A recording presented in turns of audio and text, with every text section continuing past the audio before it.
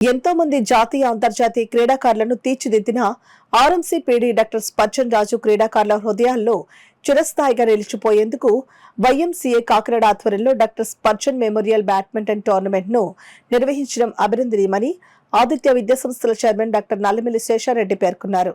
Kakinada ladies క్లబ్లో గల Drona badminton అకాడమీలో కాకినాడ వైఎంసీఏ ఆధ్వర్యంలో doctor Spurgeon memorial badminton tournament ప్రారంభోత్సవ కార్యక్రమం జరిగింది.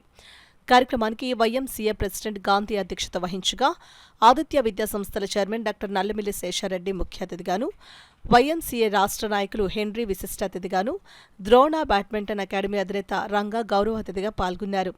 ఈ సందర్భంగా అతిథులు డాక్టర్ నల్లమిల్లి శేషారెడ్డి, హెన్రీ, రంగా, గాంధీలు మాట్లాడుతూ క్రీడా రంగానికి డాక్టర్ స్పర్జన్ రాజు అందించిన సేవలను క్రీడాకారులు ఎన్నటికీ మరువలేరని అన్నారు.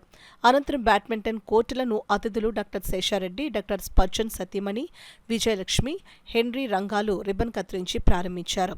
టోర్నమెంట్ను డాక్టర్ శేషారెడ్డి బ్యాడ్మింటన్ ఆడి ప్రారంభించారు.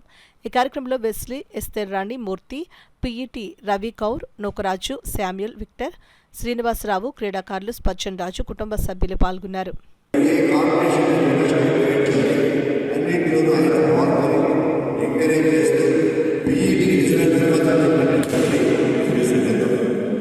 So